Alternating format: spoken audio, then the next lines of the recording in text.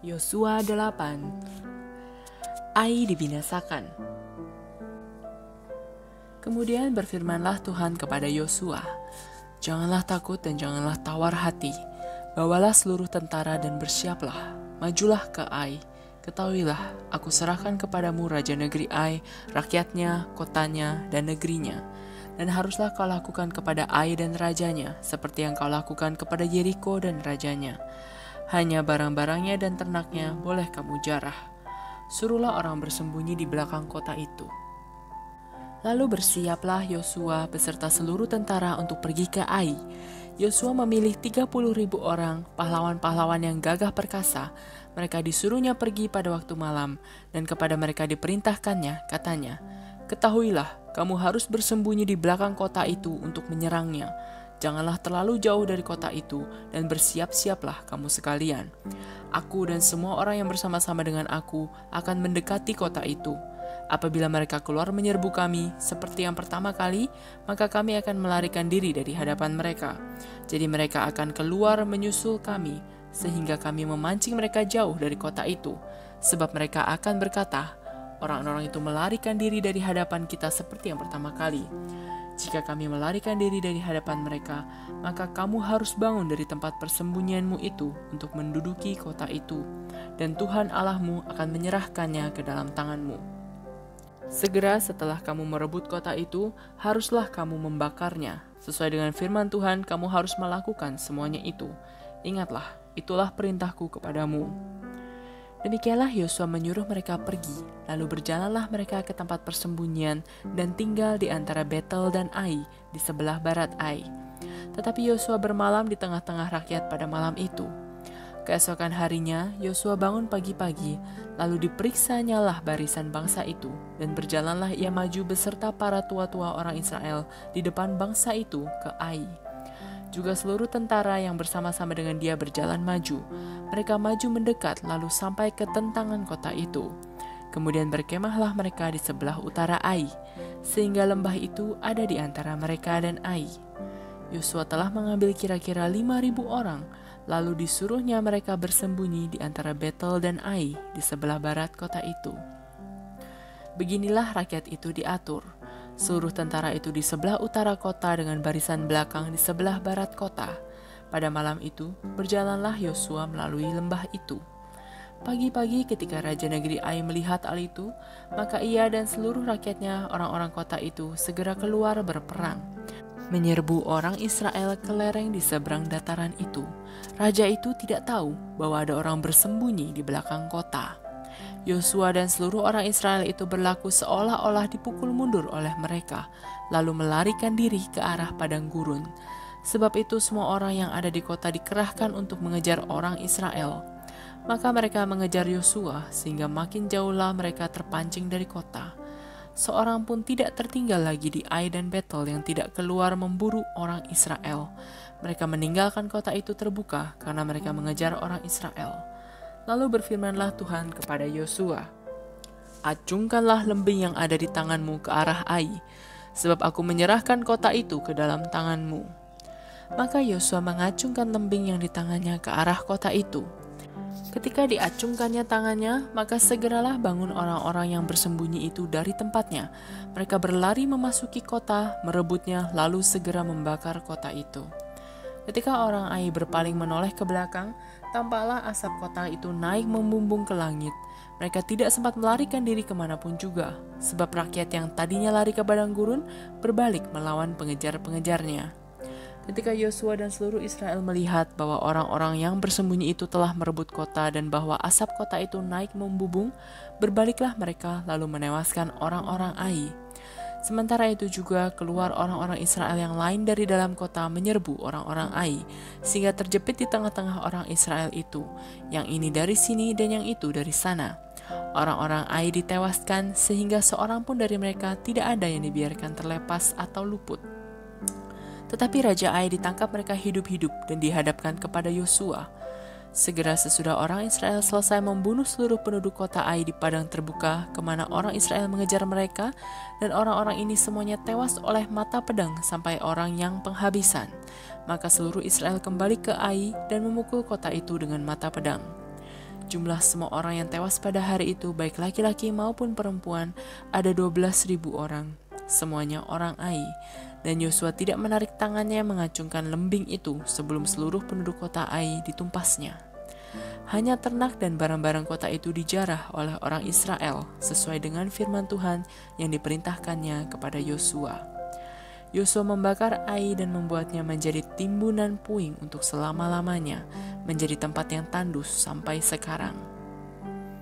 Dan Raja Ai digantungnya pada sebuah tiang sampai petang. Ketika matahari terbenam, Yosua memerintahkan orang menurunkan mayat itu dari tiang, lalu dilemparkan di depan pintu gerbang kota. Kemudian didirikan oranglah di atasnya suatu timbunan batu yang besar yang masih ada sampai sekarang. Mesbah di Gunung Ebal. Pembacaan hukum Taurat.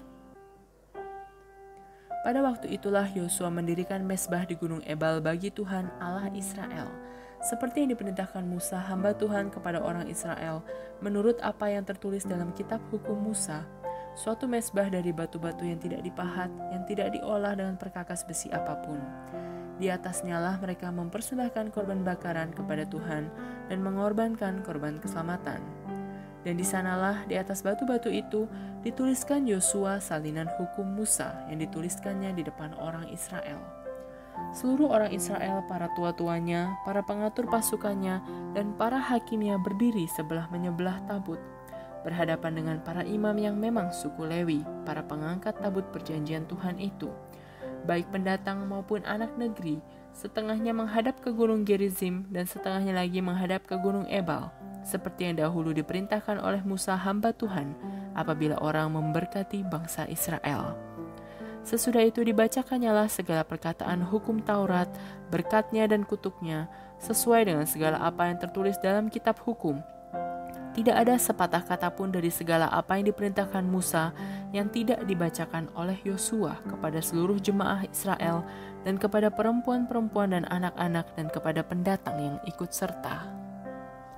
Yosua 9. Akal orang Gibeon.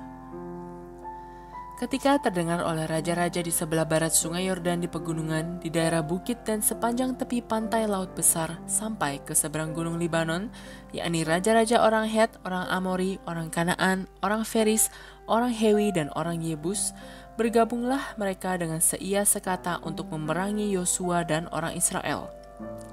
Tetapi ketika terdengar kepada penduduk negeri Gibeon apa yang dilakukan Yosua terhadap Yeriko dan Ai, maka mereka pun bertindak dengan memakai akal. Mereka pergi menyediakan bekal, mengambil karung yang buruk-buruk untuk dimuatkan ke atas keledai mereka, dan kirbat anggur yang buruk-buruk yang robek dan dijahit kembali, dan kasut yang buruk-buruk dan ditambal untuk dikenakan pada kaki mereka, dan pakaian yang buruk-buruk untuk dikenakan oleh mereka. Sedang segala roti bekal mereka telah kering, tinggal remah-remah belaka. Demikianlah mereka pergi kepada Yosua ke tempat perkemahan di Gilgal.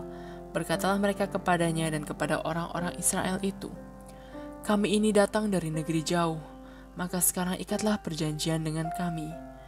Tetapi berkatalah orang-orang Israel kepada orang-orang Hewi itu, "Barangkali kamu ini diam di tengah-tengah kami, bagaimana mungkin kami mengikat perjanjian dengan kamu?" Lalu kata mereka kepada Yosua, "Kami ini hamba-hambamu." Tanya Yosua, "Siapakah kamu ini dan dari manakah kamu datang?" Jawab mereka kepadanya, "Dari negeri yang sangat jauh hamba-hambamu ini datang karena nama Tuhan Allahmu, sebab kami telah mendengar kabar tentang Dia, yakni segala yang dilakukannya di Mesir dan segala yang dilakukannya terhadap kedua raja orang Amori itu di seberang sungai Yordan, Sihon raja Hesibon dan Og raja Basan yang diam di Ashitarot. Sebab itu para tua-tua kami dan seluruh penduduk negeri kami berkata kepada kami demikian, bawalah bekal untuk di jalan dan pergilah menemui mereka, dan berkatalah kepada mereka, kami ini hamba-hambamu, maka sekarang ikatlah perjanjian dengan kami. Inilah roti kami, masih panas ketika kami bawa sebagai bekal dari rumah pada hari kami berangkat berjalan mendapatkan kamu. Tetapi sekarang, lihatlah telah kering dan tinggal remah-remah belaka. Inilah kirbat-kirbat anggur yang masih baru ketika kami mengisinya, tetapi lihatlah, telah robek, dan inilah pakaian dan kasut kami. Semuanya telah buruk-buruk karena perjalanan yang sangat jauh itu. Lalu orang-orang Israel mengambil bekal orang-orang itu, tetapi tidak meminta keputusan Tuhan. Maka Yosua mengadakan persahabatan dengan mereka dan mengikat perjanjian dengan mereka, bahwa ia akan membiarkan mereka hidup, dan para pemimpin umat itu bersumpah kepada mereka. Tetapi setelah lewat 3 hari, sesudah orang Israel mengikat perjanjian dengan orang-orang itu, terdengarlah oleh mereka bahwa orang-orang itu tinggal dekat mereka, bahkan diam di tengah-tengah mereka. Sebab orang Israel berangkat pergi dan pada hari ketiga sampai ke kota-kota orang-orang itu. Adapun kota-kota itu ialah Gibeon, Kefira, Beerot, dan Kiryat Yarim. Orang Israel tidak menewaskan, sebab para pemimpin umat telah bersumpah kepada mereka demi Tuhan Allah Israel. Lalu bersungut-sungutlah segenap umat kepada para pemimpin. Berkatalah pemimpin-pemimpin itu kepada seluruh umat, "Kami telah bersumpah kepada mereka demi Tuhan Allah Israel. Oleh sebab itu, kita tidak dapat mengusik mereka. Beginilah akan kita perlakukan mereka, membiarkan mereka hidup, supaya kita jangan tertimpa murka karena sumpah yang telah kita ikrarkan itu kepada mereka." Lagi kata para pemimpin kepada mereka, "Biarlah mereka hidup." Maka mereka pun dijadikan tukang belah kayu dan tukang timba air untuk segenap umat, seperti yang ditetapkan oleh para pemimpin mengenai mereka. Lalu Yosua memanggil mereka dan berkata kepada mereka demikian, "Mengapa kamu menipu kami dengan berkata kami ini tinggal sangat jauh daripada kamu, padahal kamu diam di tengah-tengah kami? Oleh sebab itu terkutuklah kamu, dan tak putus-putusnya kamu menjadi hamba, tukang belah kayu dan tukang timba air untuk rumah Allahku."